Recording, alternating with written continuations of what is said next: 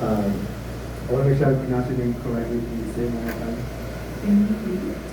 Is a Korean visual artist and filmmaker who created documentary videos and film exploring the relationship between the individual image and technology in a social context, and the director of this film. We have also Mandy Hawes. There you go. Hi, Mandy. Has been fighting for electronics workers in Silicon Valley since 1970s. As a lawyer representing workers and their children who have been harmed by toxic chemical exposure. She is the founder of the Santa Clara Center for Occupational Safety and Health and the director of Safe Jobs, Healthy Families. I know it's like, and we also have with us Ted Smith, who is the founder and former executive director of Silicon Valley Toxic Coalition, a grassroots environmental coalition formed in 1982 to address the environmental pollution caused by electronics manufacturing in Silicon Valley. Ted is also a co-founder and board chair of the International Campaign for Responsible Technology.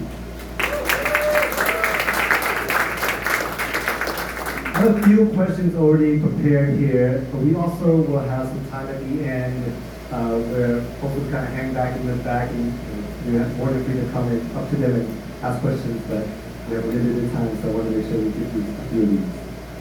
I'm going to start with our director. You started your career as an art film maker, but this film is more of a document on social struggles.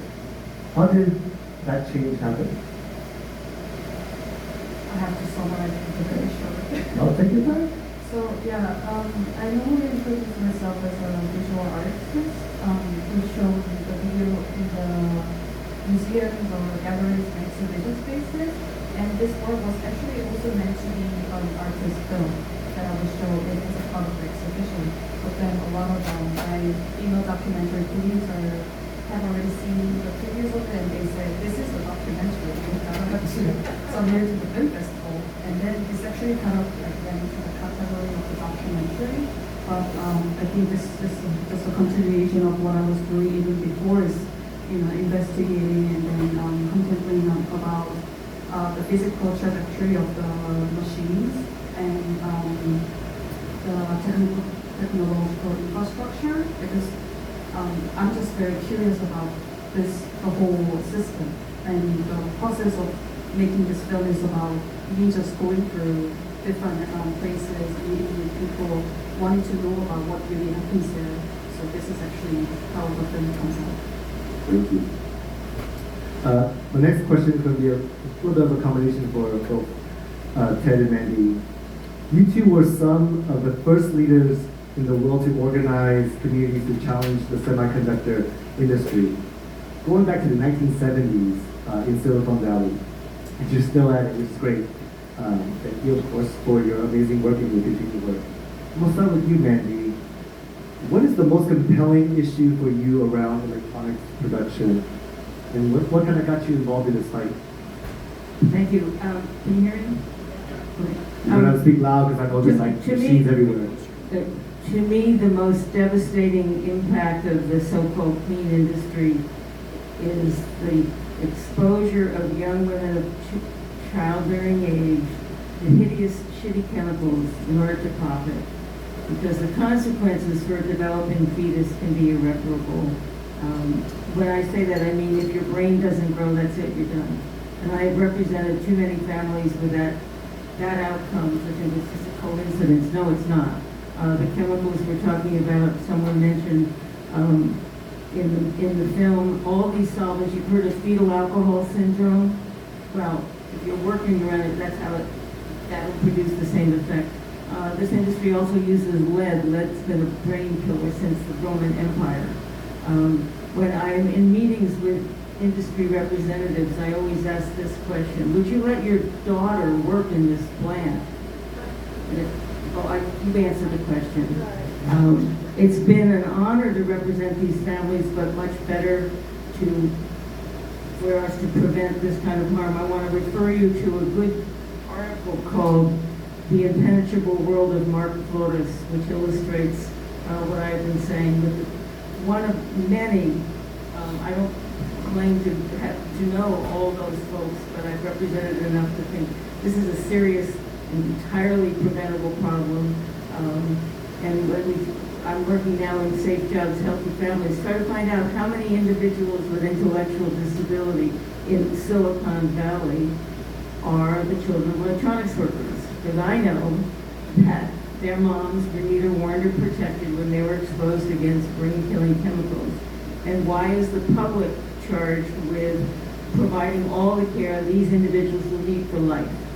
Starting with special ed, but going on as they, quote, age out of it, but have no chance of having an independent life. Of course we want to help them, but this industry caused it, they should be paying. Thank you, Mindy. Ted, you helped create the International Campaign for Responsible Technology. How were you and ICERT involved in the Samsung fight? Let me go back just a second. In 2002, we held a first global meeting in San Jose when we realized that the industry was moving out of Silicon Valley and into Oregon, into the Southwest, and particularly overseas into Asia. And there was actually several people here tonight who were at that first meeting. I'm really proud to say that there's a lot of lifers in this movement. Once you get hooked, it stays with you, and so it's important. But at that meeting in 2002, people realized that people from all around the world were experiencing the same kinds of issues, and the level of energy was just enormous. And ever since that time, we've continued to build that network. And as you can see in the movie, one of the things they talked about was the ONROD network. That's been one of the most important allies in the struggle because it has connected people all throughout Asia. It's the Asian network for the occupational environmental victims. And Sanjeev Pandita, who you'll hear tomorrow, was one of the main people to help put that network together. And a number of the other people in the movie also were quite important. Our work with Sharp started actually at an ANROD meeting when one of their people came and they talked about what was going on in Samsung, and it was a revelation to us because it was so similar to what had happened in Silicon Valley, but they were really, really well organized.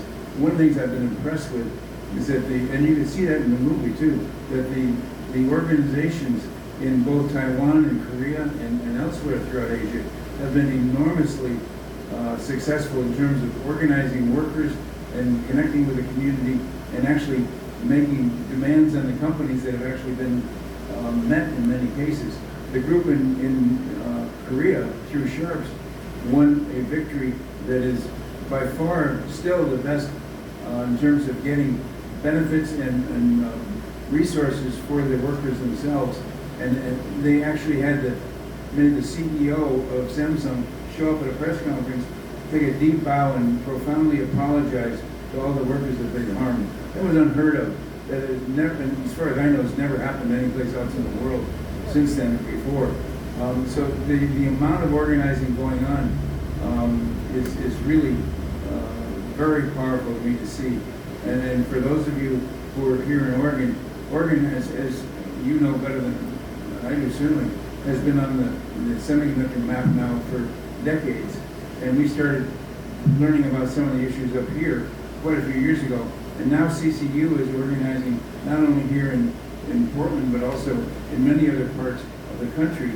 And so we're seeing, as the industry moved away, now it's starting to come back. And so we now have a much more coherent international network as well as a national network that we put together. And so I think that it's almost like a boomerang effect, that we started out, it went away, it's coming back, we're now trying to unite across continents as well as across constituencies and geographies.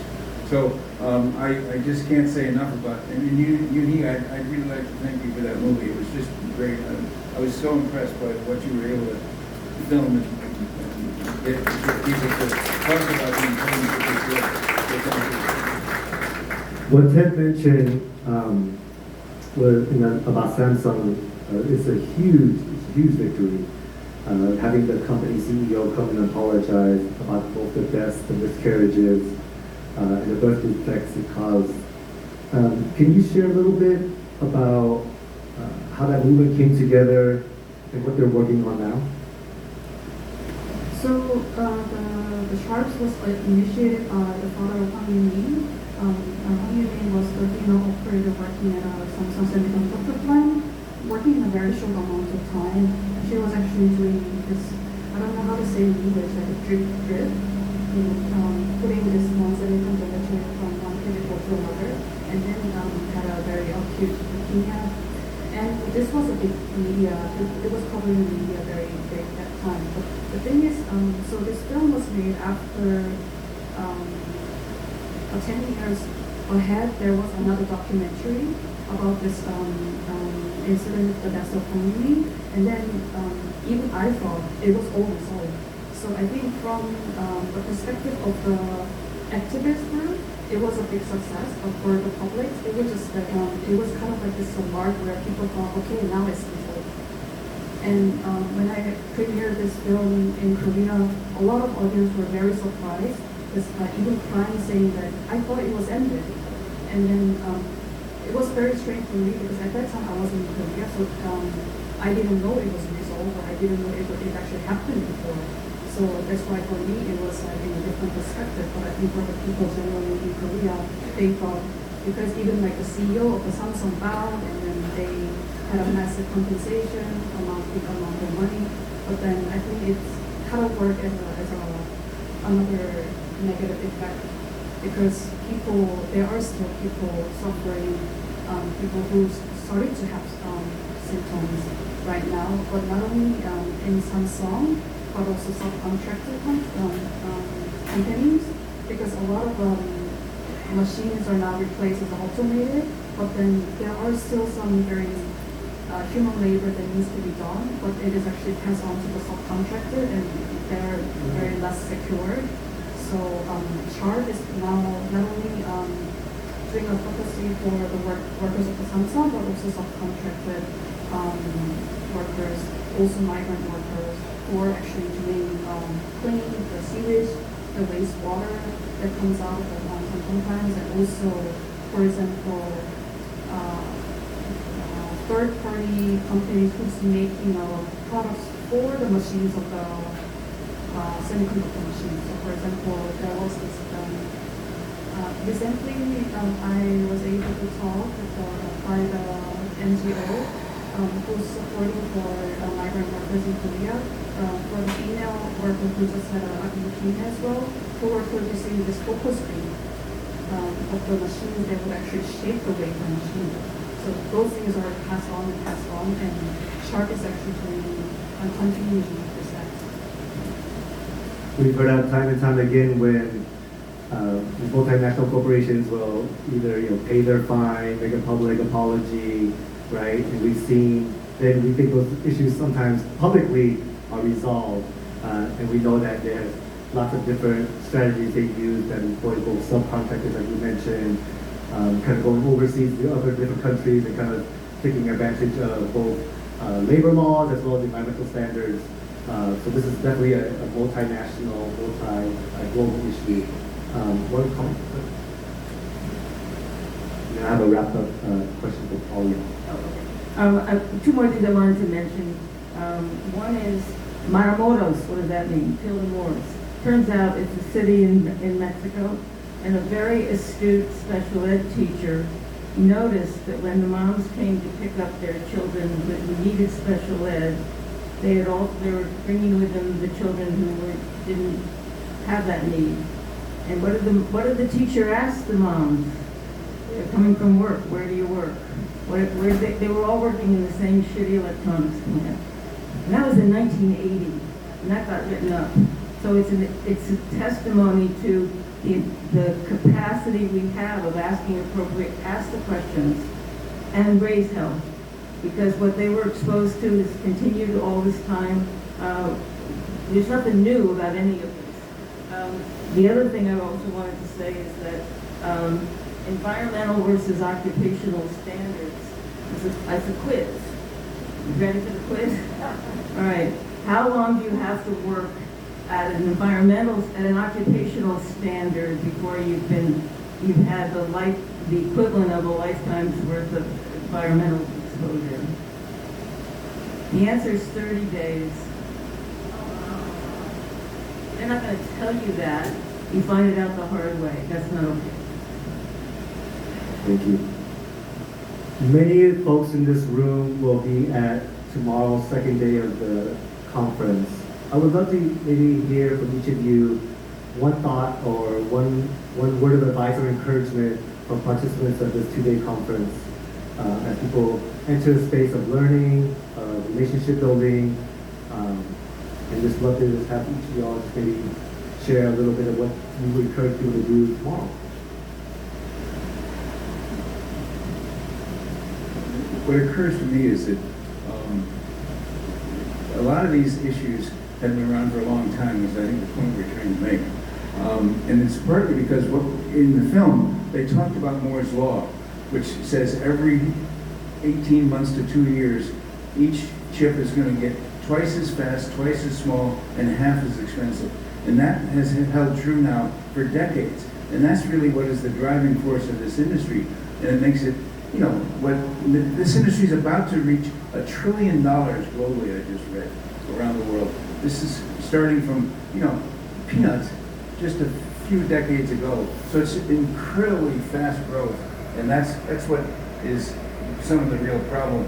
The other thing is that they've been telling us for, again, decades that, well, when we raise problems, they say, well, yeah, that used to be a problem, but we have it fixed now. And so then you turn around and next month there's a new problem. And you say, what about that? And they say, yeah, that's got fixed now too. And they just keep on, as it changes so rapidly, they come up with new problems before we can even start to solve the old problems. And that's really one of the dynamics. And that's why it's so important that there's such a good group here tonight and why we're happy that this conference is going on.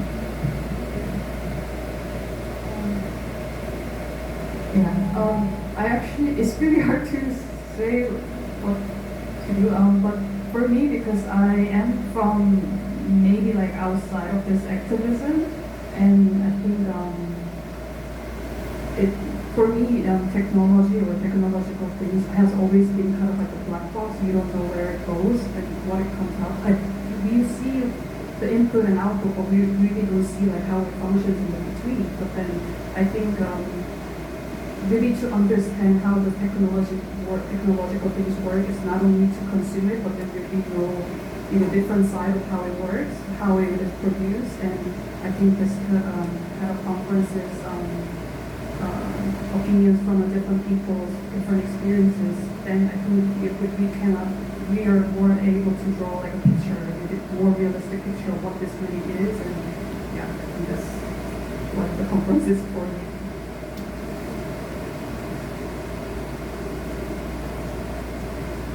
I think I've said it anyway, but keep on asking, because the people who do these jobs, they know where they work. But it's such a surprise that anybody's curious to know. So ask.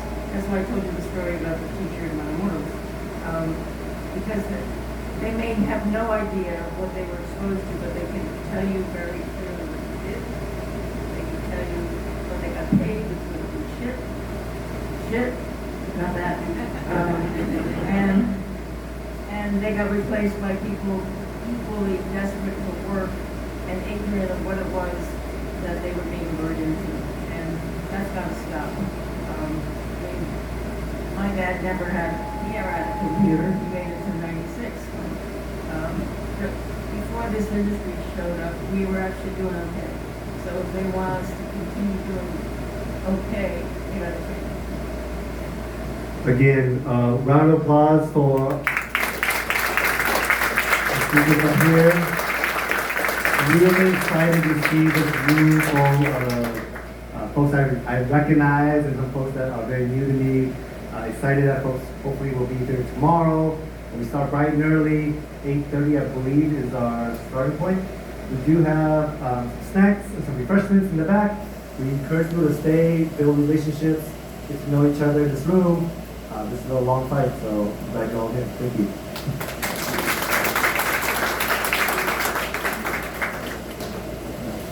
Would the people in like the last 3 rows, help me out by putting your chairs, stacking your chairs in the